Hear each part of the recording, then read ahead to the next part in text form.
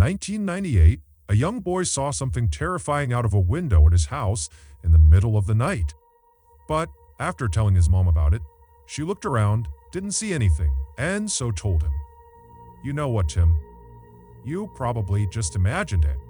However, years later, that boy and his mother would learn he had not just imagined it, it was very real.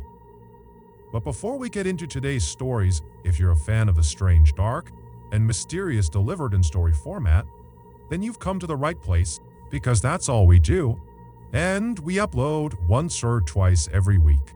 So, if that's of interest to you, please spend a nice long day at the beach and then afterwards make a special trip to the like button's house so you don't miss any of our weekly uploads. Alright, let's get into today's stories. Cranbrook, which is a small, snowy town in British Columbia, Canada, used to be a place no one had heard of. Then, Isaiah Otino changed that. In 2006, an 18-year-old, smiling young man named Isaiah Otino stepped off of a plane in Cranbrook and began making his way toward the baggage claim. As he walked, everyone in the airport stopped and stared up at him.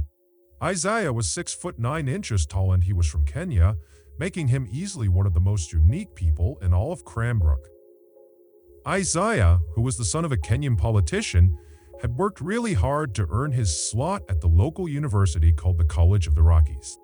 His plan was to use that degree to get a great job so he could help support his family back in Nairobi.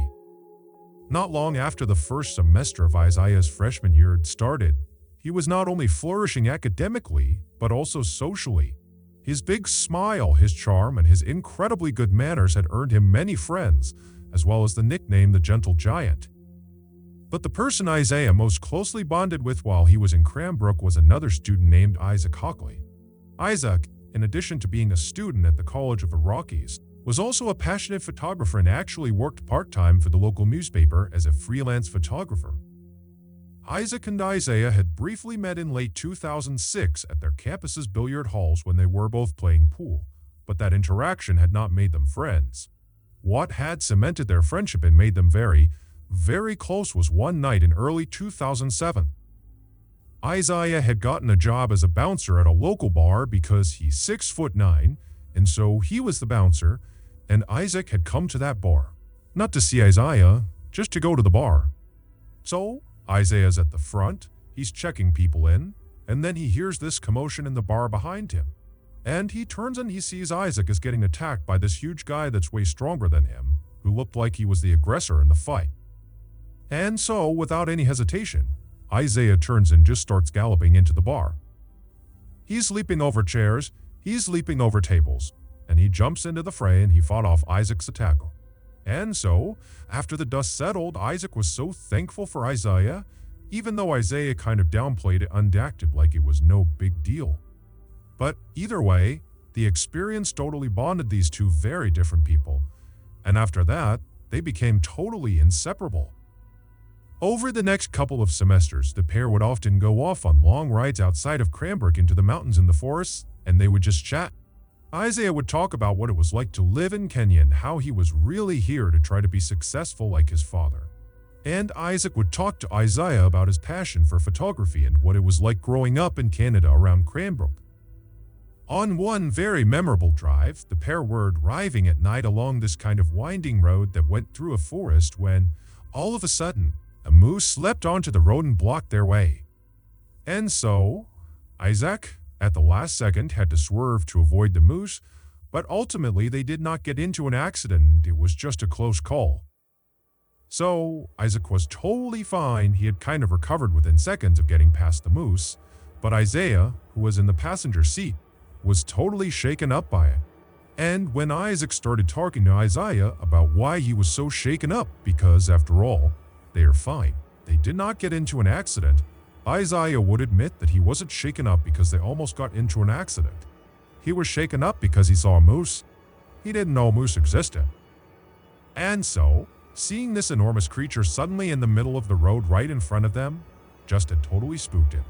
And so, after this, Isaac loved to bring this story up as a way of kind of making fun of Isaiah for his fear of moose, but it was totally in a loving way and Isaiah would always laugh right along with him. But despite how well everything was going in both Isaiah and Isaac's lives to that point, everything would come crashing down in 2008.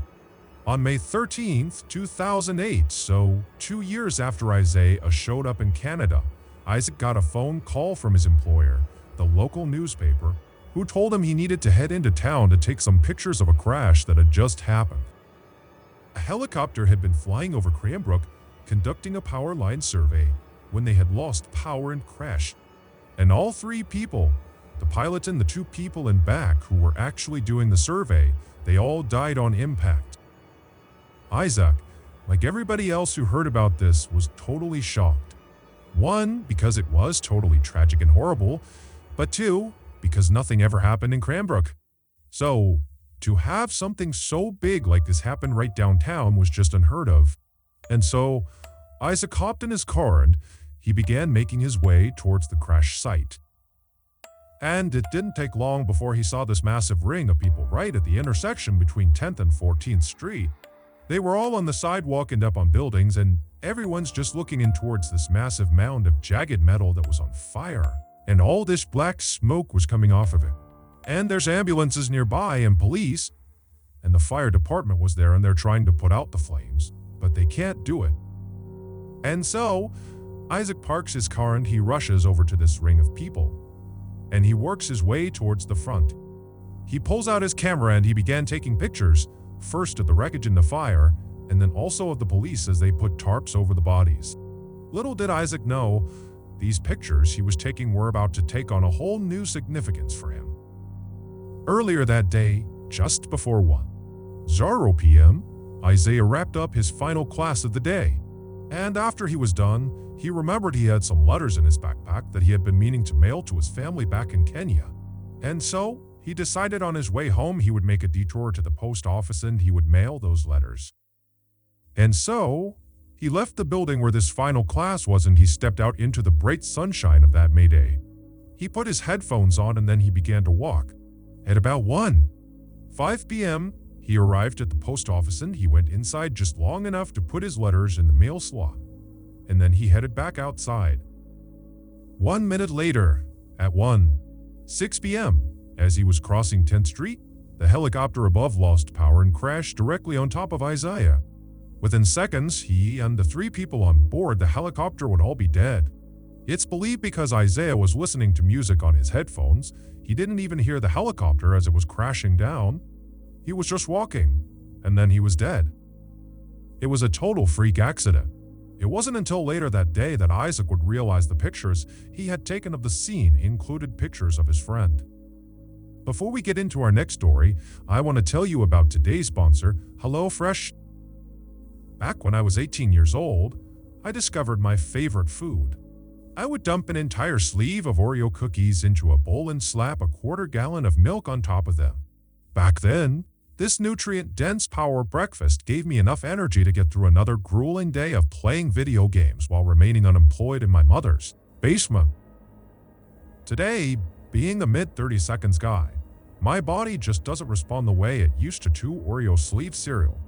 So, in recent years, I've had to work really hard to reduce my Oreo sleeve cereal intake to where it only makes up a paltry 75% of my total diet.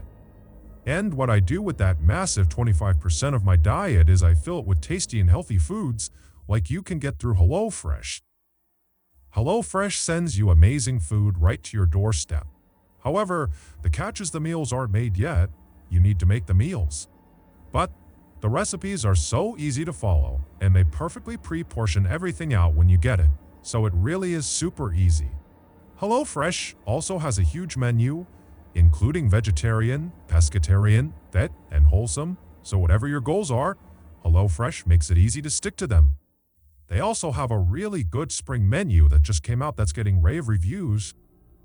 So, if you want to be like me and stop sucking down so much Oreo sleeve cereal, then you gotta sign up for HelloFresh today. To do that, go to HelloFresh. And use code MrBallen's16 to get up to 16 free meals and 3 surprise gifts. Okay, back to the stories. On a warm summer night in 1998, a 7-year-old boy named Tyler Florian fell asleep watching TV on his living room couch. Tyler lived with his parents as well as his older brother, Will, who was 10 years old in a modest two-story home in a rural neighborhood in West Virginia. That night, Tyler's father, who normally tucked the boys in at night, was out for work. And so, after Tyler fell asleep, it was his mother who gently woke him up and encouraged him to head upstairs to his room. And so, Tyler, he gets off the couch and he's groggy, and he makes his way over to the stairs. He climbs up the stairs and he turns right and heads down the hallway to his room. He goes into his bedroom, he climbs into his bed, and then he falls asleep. In order to understand what happens next, you need to have a good understanding of the layout of the second-floor hallway. That hallway stretched from the front of the house all the way to the back of the house. And at either end of this hallway were doors that led outside of the house, and these doors had big windows on them. The front of the house, that door, if you walked out it, you'd be walking out onto a balcony that overlooked the front yard of the property. But if you walked out the back door of the second-floor hallway, you would not be walking onto a balcony. You would not even be on the second floor. You'd be basically stepping into the backyard of the house. And the reason for this is because the house was built into a hill, and so the back half of the house is literally underground. It's on the hill, and so there's no door on the lower half of the house because there's just earth behind the door. And so it's that second floor doorway at the end of the hall that serves as kind of like the exit to the backyard of the house.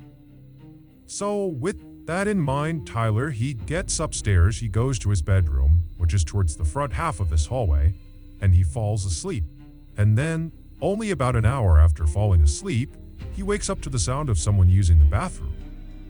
Tyler's bedroom was positioned right across the hall from the bathroom, and his door was open.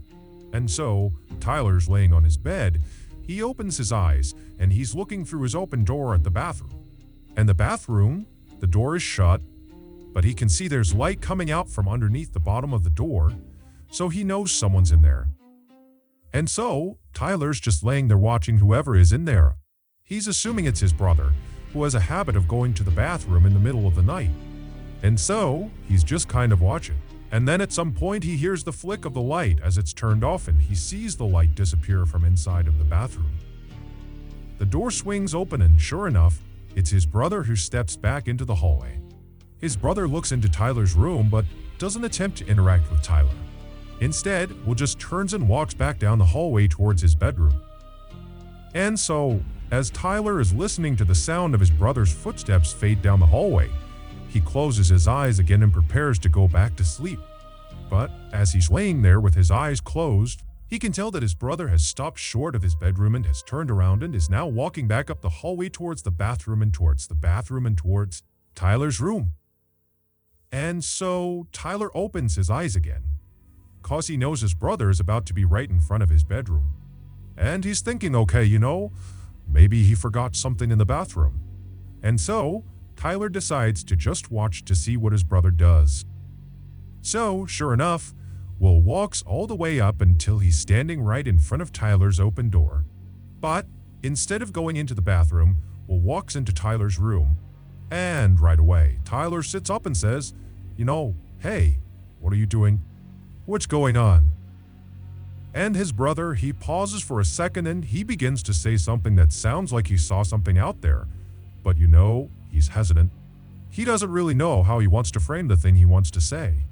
And so, Tyler's like, come on, what are you doing? It's the middle of the night. What's going on? And finally, Will just blurts out, I keep seeing a man wearing stripes at the end of the hallway. And so Tyler, he hears this and he can't compute what he's being told. And so he just says, What are you talking about, Will? What did you see in the hallway? And Will would say again, I keep seeing a man wearing stripes at the end of the hallway. I've seen him a couple times in the last couple of days. I go to the bathroom and then when I start walking back, I see him outside the back door in our backyard. And so, Tyler is so scared because his brother does not sound like he's making a joke. His brother sounds like he's telling the truth. And just the fact that his brother can't quite find the words to describe what he saw made it seem even more real. And so, Tyler, he gets out of bed and he says, Will, we gotta go tell Mom. But that required going into the hallway and going down the hall towards where, apparently, this man in stripes was to get to their mother's bedroom. And so Will, who initially was not that scared of this man in stripes he had seen, was now starting to get pretty panicked in seeing Tyler's reaction to this. And so Will tells Tyler, stay right there, stay in the room. And so Will, he kind of peeks back into the hallway and he looks all the way down, and there is no man in stripes anymore. There's no one in the hall. And so he tells Tyler, the coast is clear, and the two of them run down the hallway, all the way right in front of that door that leads into the back of the property where the man in stripes was, and they turn left and they go into their parents' bedroom where just their mother was, because their father was out of town. And so they charge in there. They wake their mom up and they're talking over each other, trying to communicate to their mom that there was a ghost, that there was an intruder, that there was something bad happening around their house. And so, finally, their mom just tells them to be quiet and she says, "Okay, boys, sit on the bed. I'm gonna go have a look around the house." So, the two boys do as they're told. They sit on the bed and their mom leaves the bedroom. She goes into the hallway and she looks immediately to her left where the man in stripes supposedly was, and she doesn't see anything. She just looks out into their backyard. There's nothing there. She looks down the other direction out the front of the house, doesn't see anything. She walks all around the house, she goes outside, she looks everywhere, but she doesn't see anyone or anything. And so, eventually, she comes back inside the house, she goes up to the second floor, she goes back to her bedroom, and she tells her boys, "Look, you probably just spooked yourselves. There is no man in stripes. You're totally safe, you're totally fine. Just go back to bed. You probably just imagined whatever you saw." And so Will, who was the one who saw the man in stripes, was very quick to accept his mother's answer. It actually seemed like it was a relief to have somebody tell him that what you had seen wasn't real. And so, he very happily went back to his bed and he fell asleep. But Tyler, who had not seen the man in stripes but had a very intense reaction to hearing his brother describe it, could not accept his mother's answer. It just totally freaked him out because his brother was always joking around about stuff. But this did not feel like a joke. This felt very, very real. But over the course of the next couple of days, weeks, months, years, Will never claim to see the man in stripes again. And so, pretty quickly, Tyler forgot about it. Fast forward 11 years to 2009. So, Tyler is now 18 years old, and he and his mom were out in the car running some errands. And as they're driving around, they were just chatting about all sorts of different things. And at some point, they began talking about one of their beloved family pets, a dog named Max that they had when Tyler was really young. And so, as they're kind of swapping stories about all the goofy things that this dog did, Tyler's mom suddenly says, "Hey Tylers, do you remember the time that I opened the front door to let the cops into the house? And Max came bounding into the house and he went right into the kitchen and he ripped open all the food." And Tyler's looking at his mom like, "Wait. When did the cops come to our house?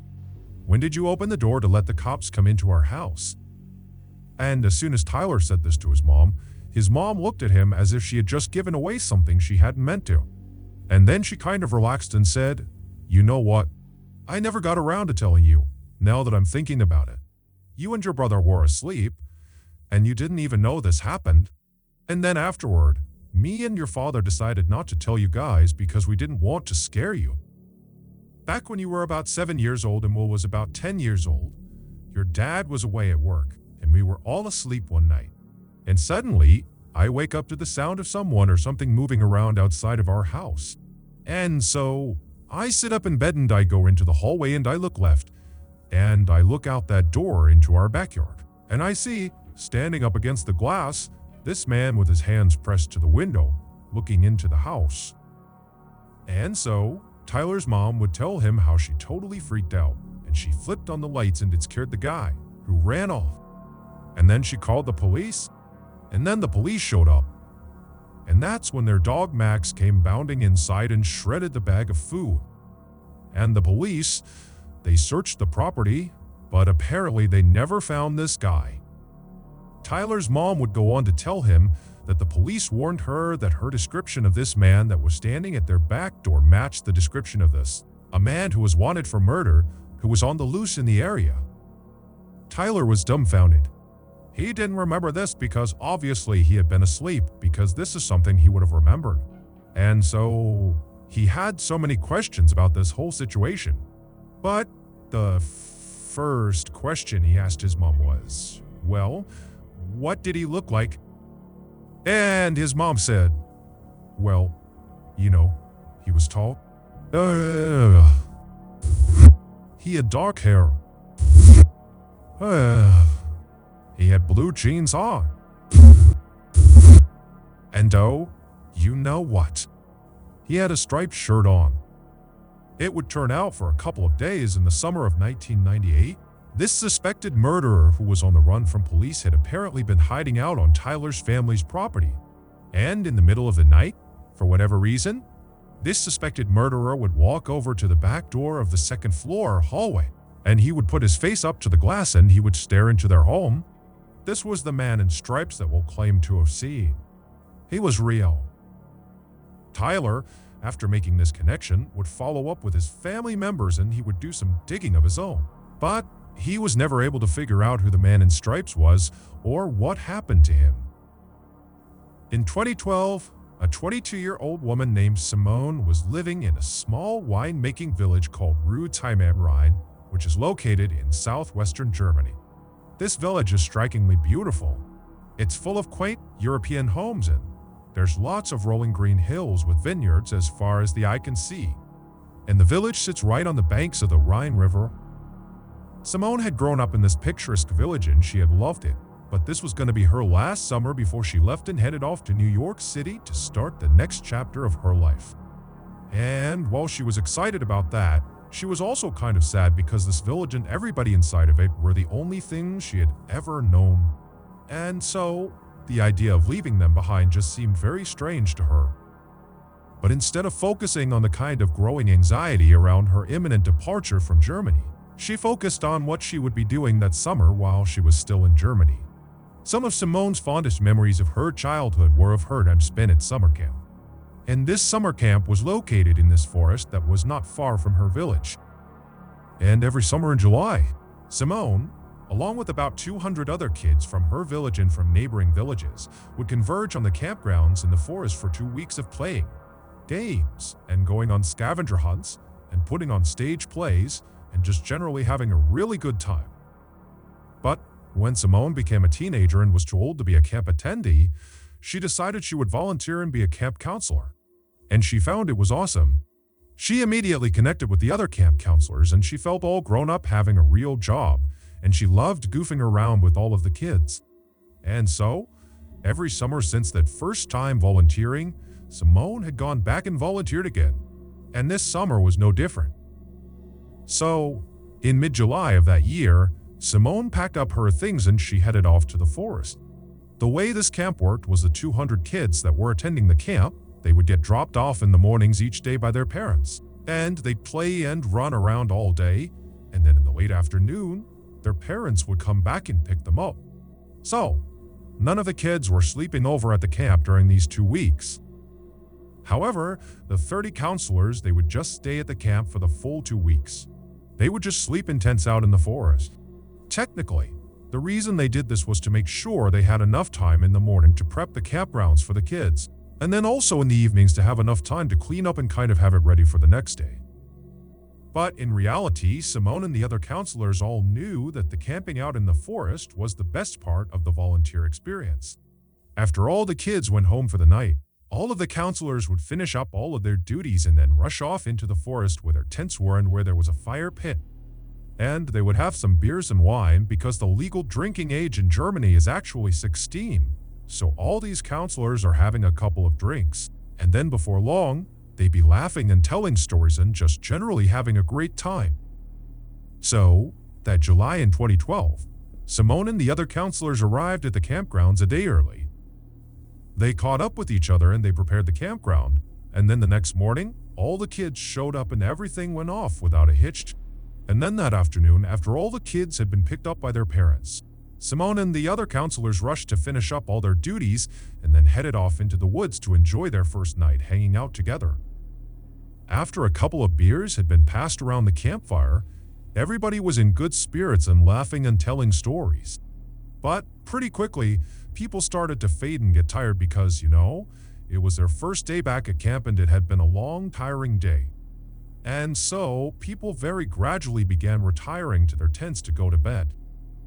And eventually, Simone, who had crawled into her tent and gotten onto her cot to try to sleep herself. But she found that night it was so hot she couldn't be in her tent. It was stifling inside of there. And so, she decides she's just gonna sleep out in the open where it's a little bit cooler. And so, she picks up her fold-up cot and she brings it out into the open, and she sees there are several other counselors who have done the same thing. And so, she puts her cot down next to one of her good friends who's already asleep in her cot. And then Simone climbs into her cot, she gets under her covers, and she tries to fall asleep. But for the next hour, Simone just tosses and turns. She can't get comfortable. And by that time, everybody else is completely passed out. So it's just her. She's counting down the time until she has to get up again to start the next day. And so she's getting stressed about that. But eventually, she would fall asleep. However, she would immediately be thrust into one of the most visceral and intense nightmares she had ever had in her entire life. In her dream, she opens her eyes and she looks out in front of her. And it's this desert city. And there are hundreds of people all in front of her, just standing there looking up at her. And then she notices on her left and on her right are these two men, these big, huge men that are both working on something behind her. She doesn't really know what it is, but they're obviously busy doing something. And she kind of glances up at one of them, and she notices he's holding something that looks like a wreath, like a holiday wreath you would hang on your door. And so, Simone looks away from the guy with the wreath and just looks back out at this huge sea of people, which is totally bizarre, cause no one's moving. No one's making any sound. They're just staring at her. And then she feels the shooting pain in the top of her head. The man who was standing on her right was not holding a holiday wreath. He was holding a crown of thorns. And now he, along with the guy on the other side of her, were working together to press this crown of thorns into her head. And so, Simone is feeling the thorns being pressed deeper and deeper into her scalp, and she tries to fight them off, but she realizes she can't move. She can't even turn her head to look at them. She can only see them out of her peripheral vision. And then she tries to scream out for help to someone in the crowd to come help her, but when she opens her mouth, no sound comes out. And so, as she's sitting there, all she can do is stare straight out ahead of her as the pressure of these thorns are driven deeper into her skin. And then at some point, blood begins dripping down in front of her eyes. And around that point, the pain became so blinding, so awful, that it woke her up. And as soon as she woke up, she shot up and she reached for her head to make sure there was no crown of thorns on hers. And as she's doing that, she's thinking, okay, phew, it was just a dream. That was just a horrible dream. I'm in this forest, I'm good, I'm safe. And as she's kind of patting on her head, she's realizing her head is wet. And as she's touching her head, she's realizing it hurts. There's a stinging pain in her head. And then she realizes it's not just a stinging pain. It's a throbbing, intense pain all over her head. And so, as she's having this realization that her dream is now kind of segging into her real life, she looks out ahead of her and she sees off in the distance, in the tree line, something is running through the woods. She can't tell who or what it is, but she makes a mental note that there is someone, running away from them. But this pain in her head has gotten so intense that she can't focus on anything else. She can only focus on the pain. And as she's thinking about how much her head hurts, she screams in pain. And the girl who was laying next to her that had been asleep, she wakes up to the sound of the scream, but it's totally pitch black. She has no idea what's going on with Simone. And so this girl, she sits up and she's trying to get Simone to tell her what's going on, but Simone has no idea. She's totally frantic. She can't really make sense of what's happening. And so, this friend, she reaches down and she picks up a flashlight. She turns it on, and she aims the light at Simone, illuminating her head. And when this friend sees Simone's head, she starts to scream. Seconds later, the rest of the counselors that had been sleeping out were awake, and they were rushing Simone, who was now shaking and vomiting, over to one of the staff vans. And then 15 minutes later, they had driven her to the emergency room. It would turn out after Simone had finally fallen asleep and she began having that really intense dream about a crown of thorns being dug into her scalp. Well, in reality, something was digging into her scalp and it was kind of manifesting itself in her dream. And what was digging into her scalp was the jaws of a fox. This fox had snuck into the campsite and walked right up behind Simone and just started eating her head. And amazingly, it did not wake Simone up right away, and so this fox got 20 or so serious bites out of Simone's head before she shot up and scared it away. And so, almost certainly, what Simone saw running away from her in that quick moment was the fox. Doctors were able to save Simone and stitch her head back together, and they were even able to hide all of the scars in her hairline. You can't even see them. But despite her being physically okay today, psychologically, this was a very traumatizing event. Not only does she refuse now to go into any forest, whether it's day or night, but she also periodically still gets phantom pains in her scalp that feels like the eels. Fox is biting her head all over again. So, that's gonna do it, guys. If you got something out of today's episode and you haven't done this already, please spend a nice long day at the beach and then, afterwards, make a special trip to the like button's house so you can shake your towel off directly into one of their open windows. Also, please subscribe to our channel and turn on all notifications so you don't miss any of our weekly 1 or 2 video uploads. We now have a podcast just called MrBallen's Podcast where we upload never-before-heard stories on Monday morning. Again, it's just called MrBallen's Podcast and it's available on Spotify, Apple Podcast, Amazon, Google, anywhere you find podcasts, you can find it. We have 2 additional YouTube channels. One is called MrBallen's Shorts, where we post random short videos and lost episodes. And the other is called MrBallen's en Español, and it is a Spanish language channel. We also have a Facebook page just called MrBallen's that puts out near daily content. We also have a Snapchat channel just called MrBallen's that puts out content on Sundays. We have some really cool merchandise. If you want to have a look, go to shop MrBallen's.com. If you have a story suggestion, please submit it to our subreddit, just called our MrBallen's. It's linked in the description below. So, whether I see you on Instagram, Twitter, TikTok, read it, YouTube, Facebook, other YouTube channels, the podcast, wherever, just know that I really appreciate your support. And until next time, that's gonna do it. See ya! Sometimes the truth is stranger than fiction, and today we're going to look at 3 stories that demonstrate that. But before we get into today's stories, if you're a fan of the strange, dark, and mysterious delivered in story format, then you've come to the right place because that's all we do. And we upload once or twice every week. Well, so you don't miss any of our weekly uploads. Alright, let's get into today's stories. In the late 1800 seconds, a deadly phenomenon was occurring in America. Fire departments were beginning to use these large safety nets that resembled these huge, circular stretches of canvas to try to save people that were stuck in burning buildings during a multi-story fire. These firefighters would show up and they would get out this big net, and they would all take up positions around it, holding on to the edges, and then they would move it directly underneath one of the windows of the burning building. And then they would call out to the people inside to jump out of the window onto the net. And then, when they jumped, the firefighters would make sure to maneuver the net to try to catch the person right in the middle, breaking their fall and saving their lives. However, the deadly phenomenon was that these people who were stuck in these buildings were more afraid to make the jump onto the net than they were of the fire. And so, despite the firefighters' constant urges to please just jump, they would stay put and they would die in the fire. And so, fire departments all over America were desperately trying to find ways to educate the American public about the relative safety of these nets. That certainly, making this jump is a better bet than staying in an actively burning building. But despite their efforts, Americans were still staying put in these buildings and dying unnecessarily.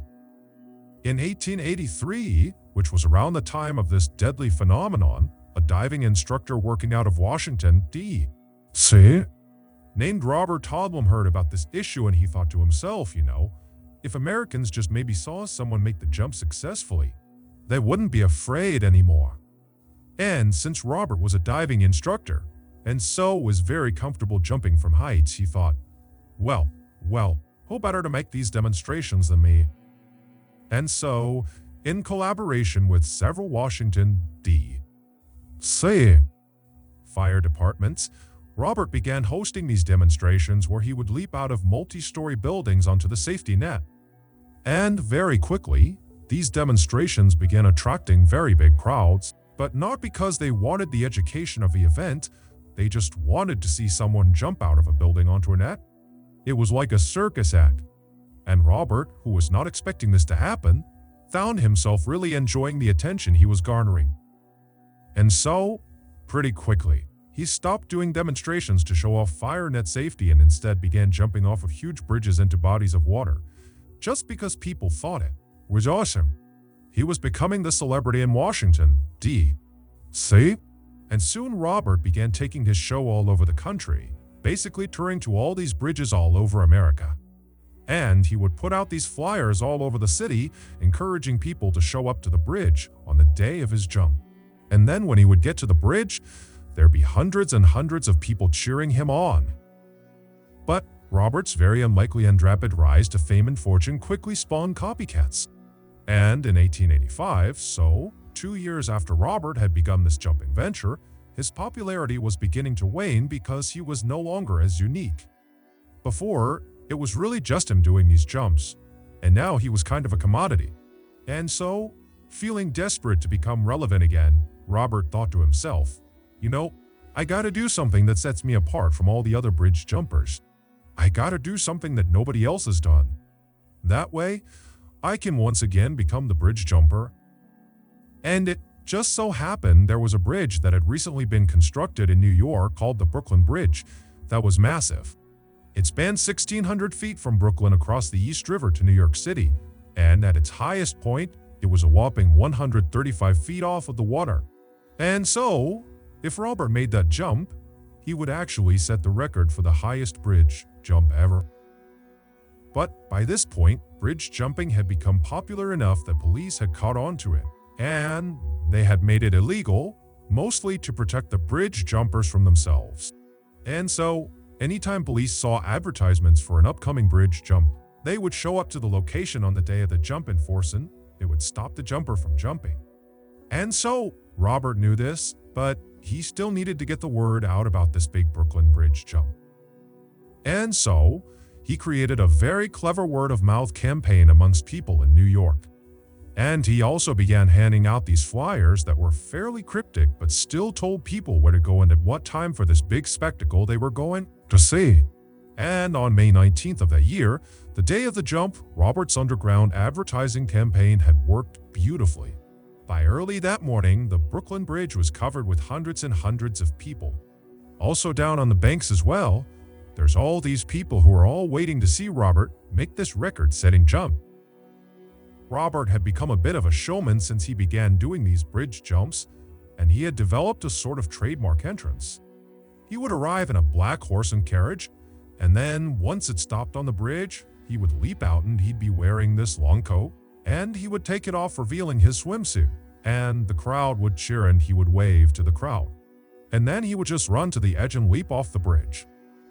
And so on May 19th, all these people who were waiting for Robert, they're looking for this black horse and carriage. And around noontime, someone spotted it. It was coming onto the bridge from the Brooklyn side. And then once it stopped on the bridge, the door flung open and Robert leapt out in his big coat. He ripped his coat off, revealing his swimsuit. The crowd was going wild. Everyone was so pumped about this. He's waving and getting ready, and he starts running to the railing to make this jump. And before he jumps, the police swarm him and arrest him. The police were not dumb. They had caught on to this underground advertising campaign, and so, like everyone else, they were out in force on this bridge. There were all these officers everywhere, and so, as soon as they saw this carriage, they immediately rushed over, intercepted it, and they stopped him. And so, as they're arresting Robert, the crowd is starting to boo and they're chanting, "Let him jump! Let him jump!" And the police, who are all kind of gathered on the Brooklyn side of the bridge, they're telling people to start to disperse. And as they're doing this, something incredible happens on the far other side of the bridge, on the New York side of the bridge. Another black horse and carriage had just come to a stop on the bridge. The doors had flung open and a man had jumped out wearing a long coat. He had ripped it off, revealing a swimsuit. And the crowd went wild. It was the real Robert Todlow. The man the police had arrested was actually an actor that Robert had paid to pretend to be him. Robert had told him to show up at a particular time and make the typical entrance that he would in order to suck all the police to that side of the bridge. And then, while that was happening, Robert would show up and have enough time and space to make the joke. And his plan had worked perfectly. And so, the police who are on the Brooklyn side, they see this happening, and they realize there's no way they can run all the way across the bridge and stop Robert before he makes the jump. And so, like everyone else, they just kind of walked to the railing and they watched. And so the real Robert, after revealing his swimsuit, he waved to the crowd. He's smiling. Everyone's going crazy, and he runs over to the railing. He climbs onto the other side, and he's looking out over the water. And he gives one more wave to everyone down below in boats and on the banks and on the sides of the bridge. And everyone's going crazy. And then he jumps. Onlookers would later say that, at first, his jump was perfect. As soon as he leapt off the bridge, like he always did, he put his right arm straight over his head and he tucked his left arm by his side. This allowed him to stay in an upright, vertical position as he fell. But just a second into his fall, a strong gust of wind blew Robert off his axis, and suddenly he was falling on his side. Now, it's important to understand bridge jumpers, when they jump from really high heights, they need to land feet first in a vertical position.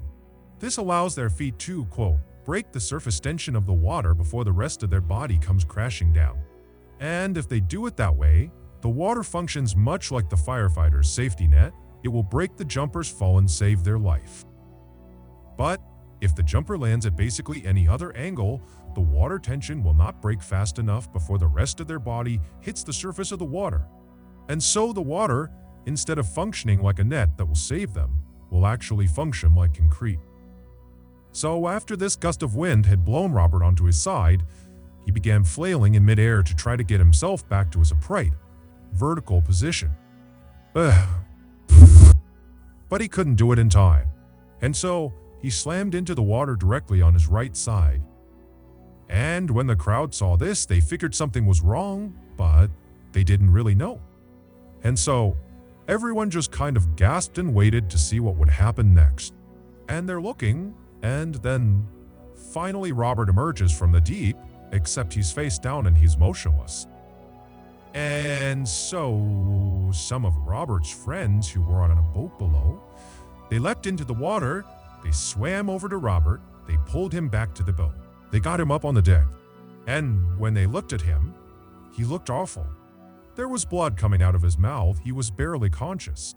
And he would just say to them, "Did I make a good jump?" And then he would die.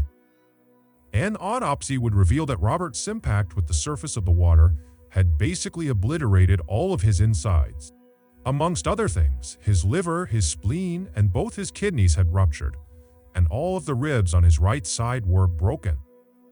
A year later, another bridge jumper named Larry Donovan would make the jump off of the Brooklyn Bridge and survive, setting the record for the highest bridge jump at the time.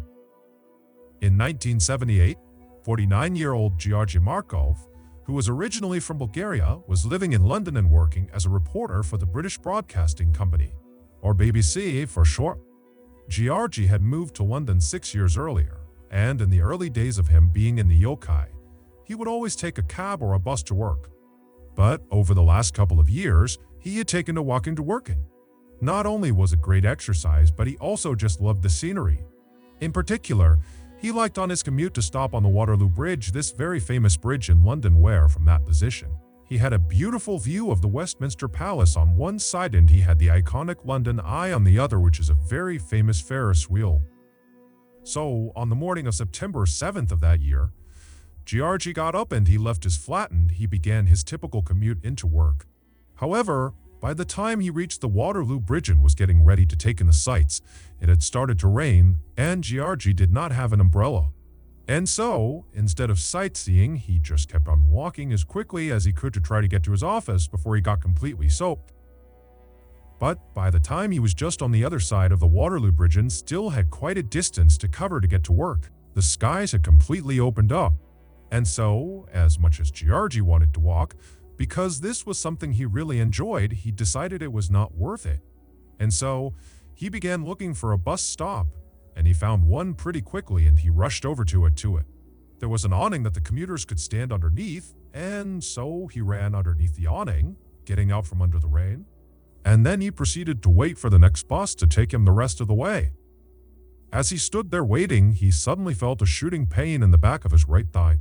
And instinctively, without even knowing what it was, he just reached down and grabbed his leg. But he couldn't feel anything. And then he tried to kind of look around and look down at his leg, but it was just crowded around him, so he really couldn't do it. And so, he's standing there puzzled, still grabbing at his leg, wondering what could have caused this pain. And the only things he could think of were, maybe someone near him had a pen or a pencil out and they accidentally poked you. Or maybe it's some sort of bug that bit him, a spider or a bee or something. He didn't know, but there weren't that many scenarios that made sense to him. But before he could spend very much time dwelling on what had caused this, the bus arrived and Georgi turned around. He hopped on board. And by the time the bus pulled up in front of his office building and he had gone through the doors of the BBC, Georgi had effectively forgotten about this pain in his leg.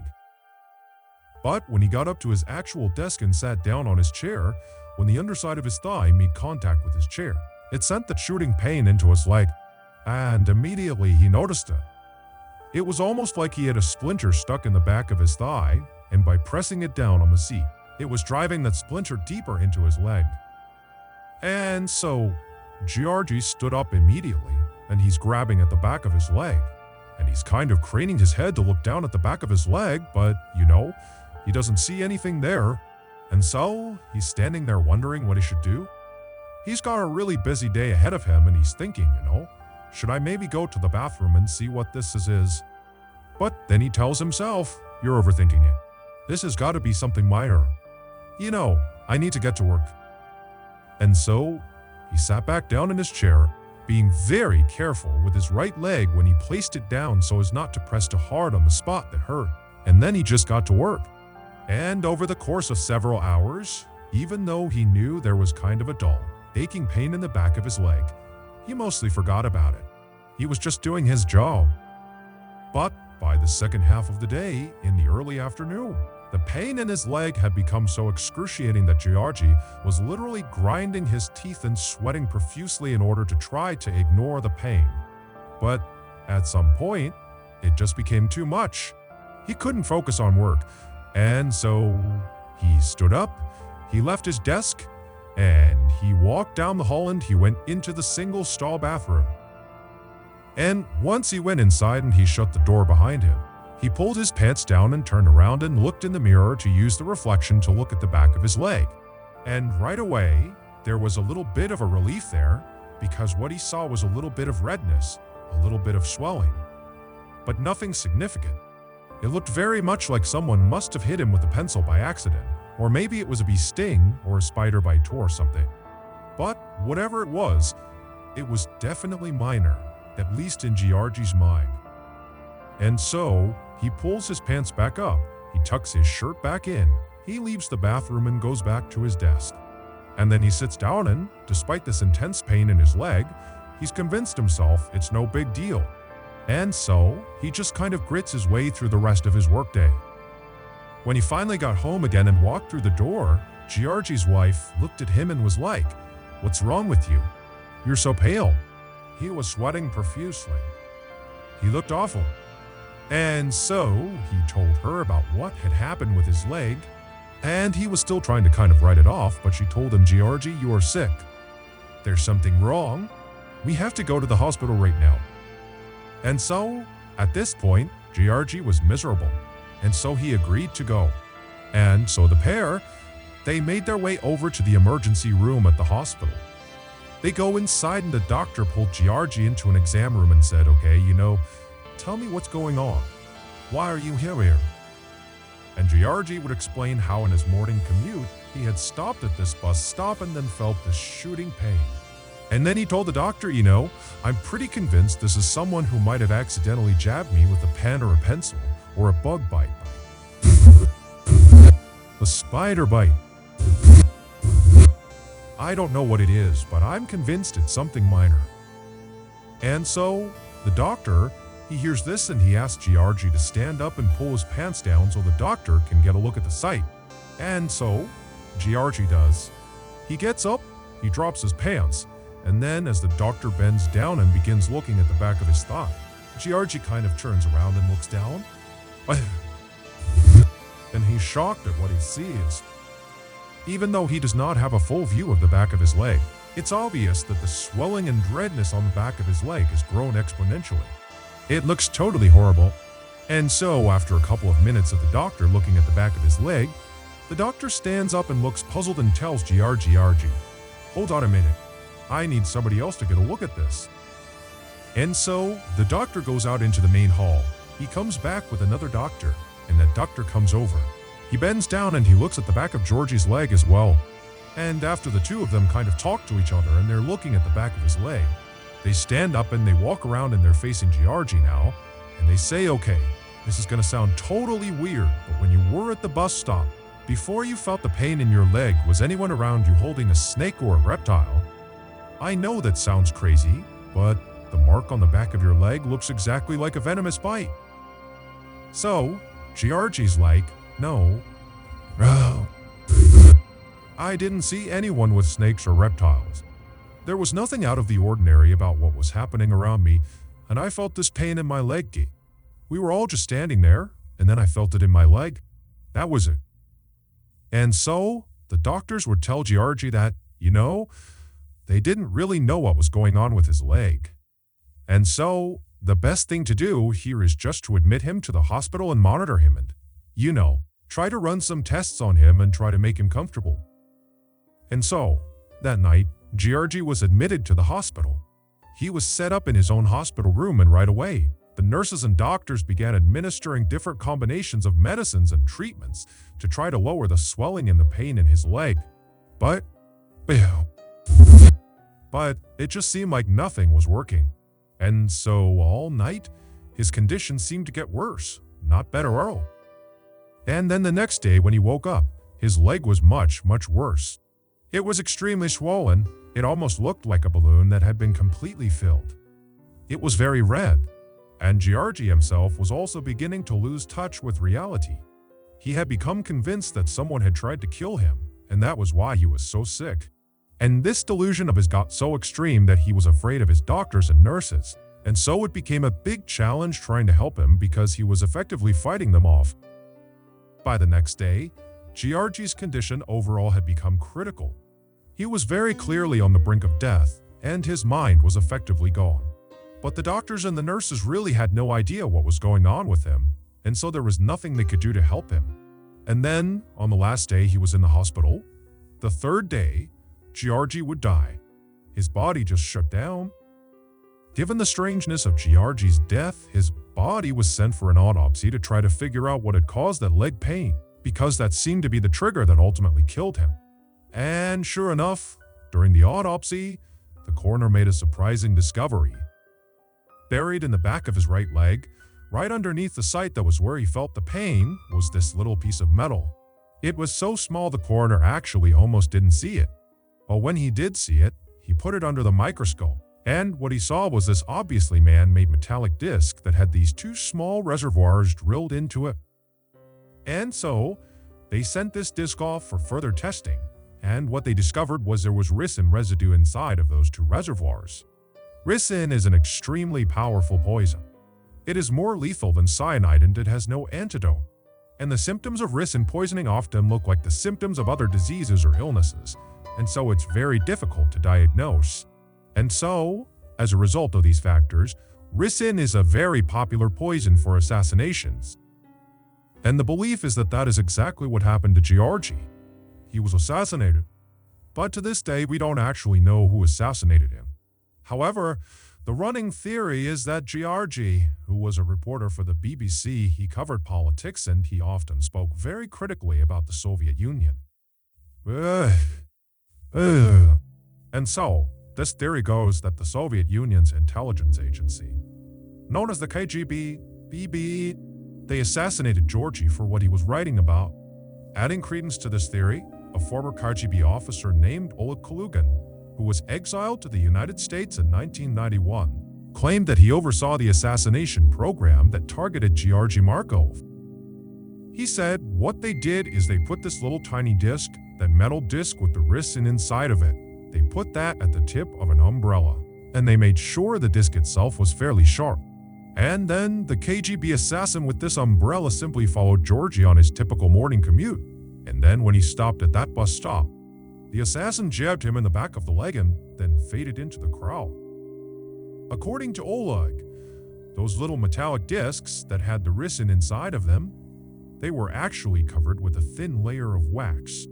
And only when this disc had been placed inside of the target's body would their body heat melt that wax layer off, exposing the poison. And then their target would die several days later, as Georgi did. However, Oleg's story, despite being as compelling as it was, didn't have any hard proof to back it up. And so, to this day, there has been no one officially charged with Georgy Markov's murder. In 2006, 73-year-old Sherman Sizemore was the definition of a man's man. He had spent the bulk of his adult life doing one of the most dangerous jobs in the world, mining for coal in West Virginia. And while he was a coal miner, he apparently had lost track of the amount of times he had nearly been killed from mine shaft collapses and gas leaks. Later on in life, after his kids had all grown up, he had retired from coal mining and become an ordained Baptist minister. And despite his harrowing backstory and early intimidating appearance, he was known to be incredibly gentle and very calming to his parishioners. He was also known to be an incredibly devoted grandfather to the point where, if there was a chance to spend time with his grandkids, he would basically throw all of his responsibilities out the window to do that. But in January of that year, something changed in Sherman. He went from being this pillar in the community to being a deranged, paranoid lunatic. It all started on the afternoon of January 19th. Sherman and his wife, Ruby, were sitting in their home alone on the couch, just kind of doing their own things, when suddenly, out of the blue, Sherman just starts screaming as if he sees something in front of him that's terrifying him. And his screams startled Ruby so that she started screaming. And so she looks at her husband and he's still just looking straight out ahead. He's terrified of something in front of him. And so Ruby looks from him to where he's looking. And there's nothing there. And so she turns back to her husband and she's like, "What's going on? What are you screaming for? What are you so scared of?"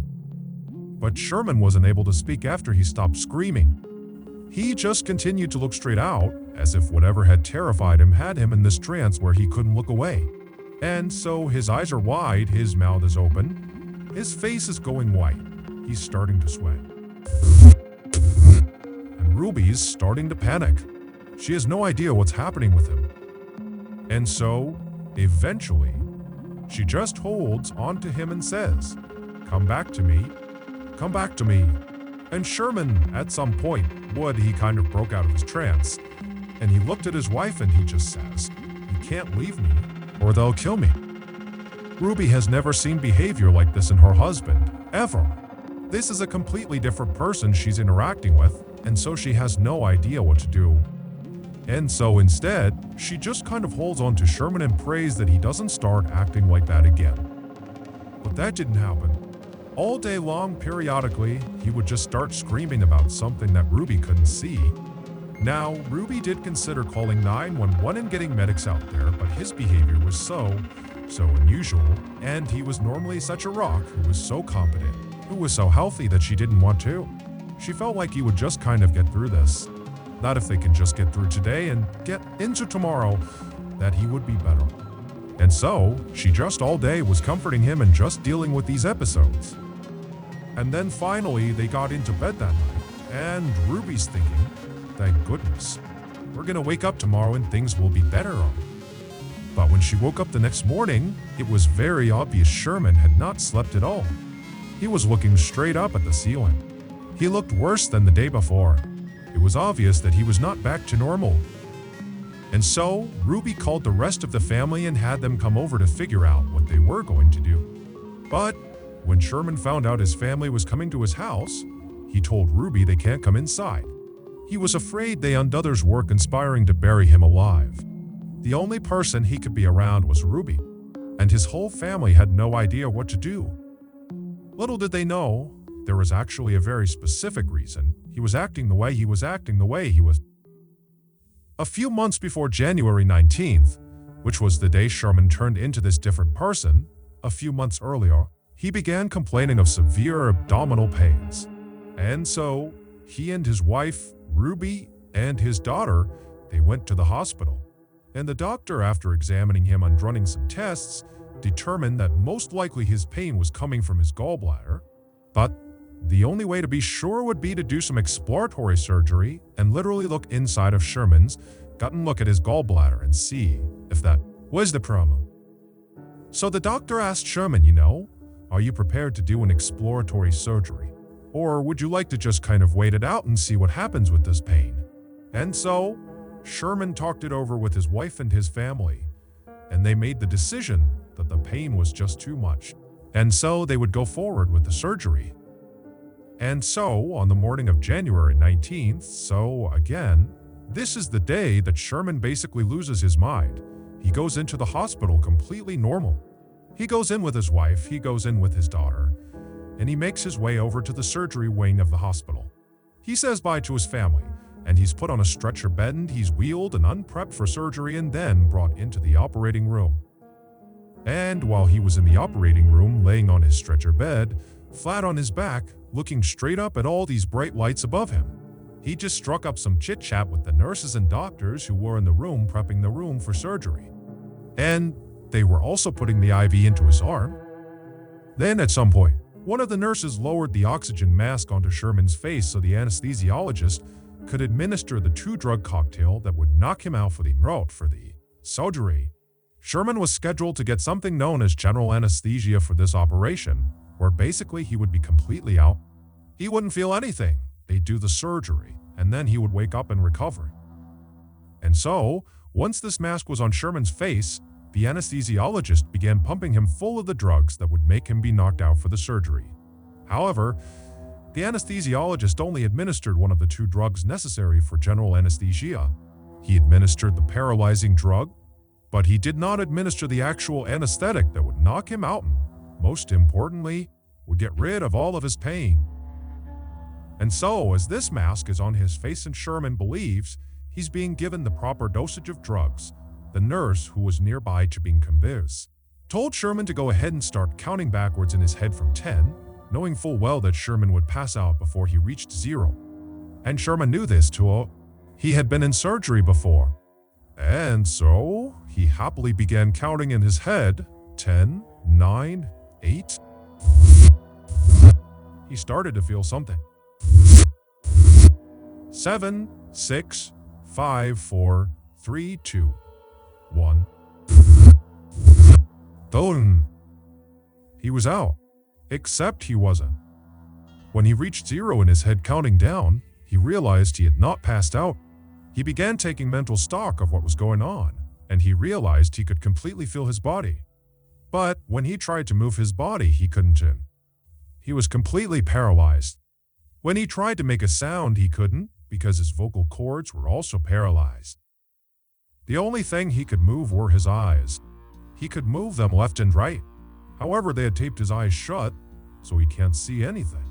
And so Sherman is thinking to himself, okay, I've been given the drugs. Maybe they're slow acting. Any minute now, I'm gonna drift off to sleep and this will just be a distant memory. But after a few seconds, He's hearing the doctors and nurses in the room. He can't see them, but he hears them. They seem to be moving towards doing this operation, and he's still awake. And so Sherman becomes frantic and starts flicking his eyes left and right as fast as he possibly can. And the rapid eye movement actually loosened the tape on both of his eyelids, and it created a tiny slit that he could actually look through. And what he saw terrified him. A surgeon was walking over next to him. He was getting his gloves on. And then the surgeon says, "Scalpel?" And the nurse hands him this chrome metallic blade. And the surgeon takes the blade and begins cutting into Sherman's midsection. Sherman felt everything, but Sherman couldn't do anything about it. All he could do was rapidly flick his eyes left and right in hopes one of them would see that he was feeling this, but no one was paying attention to his face, so they didn't see his eyes moving around. And so the surgeon continued to cut into his midsection until he had cut out a fairly significantly sized hole. At which point the surgeon hands the scalpel to the nurse and says, "Clamps." At which point the nurse hands him what looks like a torture device, and the surgeon proceeds to use these clamps to pin segments of Sherman's skin that has just been cut open to his body to basically keep the hole open. And then the surgeon began tugging on the outsides of this hole in Sherman's midsection, making sure it was big enough that he could actually get a good look into his body. And every little tug is sending lightning bolts of pain into Sherman's body. But again, all he can do is flick his eyes left and right. And no one's paying attention. "Scope," the surgeon called out for, and the nurse handed him a camera that he jammed into Sherman's gut. And then the surgeon said, "Suction." And the nurse got what looked like a vacuum and pressed it inside of this open wound and began sucking out fluids from his body. The pain Sherman was experiencing is unimaginable. Every second felt like an eternity. "Forceps," the surgeon called, and the nurse handed him these metal prongs that he put inside of this hole in Sherman's body, and he used them to dislodge his gallbladder so he could get a better look at it. By this point, Sherman wanted to die. He was no longer flicking his eyes left and right. He was just looking straight out, hoping someone would finally see him. And someone did. One of the nurses standing next to the surgeon looked up at Sherman's face and saw Sherman looking back, terrified at the nurse. At which point, the nurse yelled out, "Stop. He's awake. He's awake." And the surgeon practically faints. And he looks over at the anesthesiologist and he calls him, "Get over here and fix this." And so, the anesthesiologist comes running over from the side of the room. He gets up next to Sherman and begins pumping him full of painkillers. And as he's doing this, he has this moment of clarity. He remembers he didn't give him the anesthetic. And so, as these new painkillers that have just been introduced begin to take their effect, Sherman's eyes go from being terrified to glazed over, and he does pass off to sleep. And so, now he's out and he can't feel anything. But now, the anesthesiologist and the medical team realize they have a very big problem.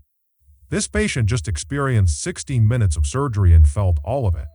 And at the end of it, when he wakes up, he's going to remember it. And he's probably going to file a lawsuit against the hospital. And so, a decision was made. It's unclear if the anesthesiologist acted alone or if the entire team was in on this. But regardless, the anesthesiologist administered an additional drug after giving all these painkillers. This additional drug was called midazolam, but it's better known as the amnesia drug. And like its nickname implies, anyone who gets it will forget what has just happened to them. And so the idea was, by giving him this amnesia drug, he won't remember the trauma he had suffered through during the surgery and so wouldn't file a lawsuit. And so, after he was given this drug, the medical team, they went back to doing the surgery. They completed it, they got him back out to recovery, and then when Sherman woke up in recovery, he did not remember what had happened to him inside of the operating room. At least, not consciously. Those horrible 16 minutes had been implanted on Sherman's subconscious. Basically, his body recognized that he had experienced extreme trauma. However, the amnesia drug wiped away the memory of how he received that trauma. So there's this big disconnect in his memory. And so, when Sherman came to in the recovery room, he immediately sensed something was horribly wrong. He was scared, he was anxious, he had this incredible sense of dread. But he had no memory to tie these feelings to. And so, as Sherman is sitting in recovery, he must have tried to kind of hide the way he was feeling, because he didn't even remotely understand it. He had been completely happy and normal going into the surgery, and now, a couple of hours later, he's a complete mess. And so, he leaves the hospital that day on January 19th. He goes back to his house and he sits on the couch with his wife, and as he's sitting there, suddenly these horrible feelings he's having, they become too much, and he basically has a panic attack. And he starts screaming out and he's terrified of something, but he doesn't know what it is. And then, over the next couple of days, he began having these flashbacks where he would access the actual 16 minutes of torture he went through. But when he would see someone cutting into him and opening his chest up and sucking things out of it, he didn't think, "That happened to me and that's why I feel this way. Instead, he thought it was just this horrible nightmare that he couldn't escape from. And so, his family did eventually start getting doctors and psychologists and all these people involved to figure out what was wrong with him. But before they could figure it out, the whole situation had just become too terrible for Sherman. And so on February 2nd, just 2 weeks after he came out of that surgery, he would take his own life. His family was unbelievably heartbroken. It didn't seem real that this had happened. And so, they would continue to dig and figure out what went wrong, and they would finally get their hands on the medical report from the gallbladder exploratory surgery on January 19th. And after giving it to another doctor to look over, this doctor discovered that Sherman had, in fact, experienced 16 minutes of something known as anesthesia awareness, where you are awake or feel a portion of your surgery.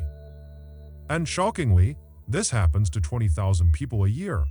However, Sherman's case, forgetting the amnesia drug, just literally what he went through. 16 full minutes of this really intensive surgery that he felt, that is an absolute rarity. That does not happen very often. Sherman's family would go on to sue the hospital, and they would be awarded an undisclosed amount of money from the hospital in 2008. So, that's gonna do it, guys. If you got something out of today's episode and you haven't done this already, please offer to make the like button a nice oregano grilled cheese.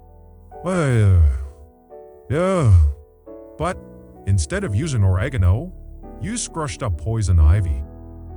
Also, please subscribe to our channel and turn on all notifications so you don't miss any of our weekly 1 or 2 video uploads. We now have a podcast that puts out weekly, brand new stories that are only available in podcast form. It is called the MrBallen's Podcast, Strange, Dark and Mysterious Stories. You can find it on Apple, Amazon, Spotify, and everywhere else you get your podcasts. If you want to connect with me, I would encourage you to follow and then message me on any major social media platform. My username on all of them is MrBallen, and I really do read the bulk of my messages. We also have a second YouTube channel just called MrBallen's Shorts. We post random short videos and lost episodes. We have a Facebook page where we post condensed versions of the longer episodes you see on YouTube. We have a Snapchat channel just called MrBallen, where you can find even more episodes on Sundays. If you have a story suggestion, please submit it to our subreddit, just called our MrBallen. It's linked in the description below. So, whether I see you on Instagram, Twitter, TikTok, Reddit, YouTube, Facebook, Snapchat, other YouTube channels, podcast, whatever it is, just know that I really appreciate your support. And until next time, that's gonna do it. See ya.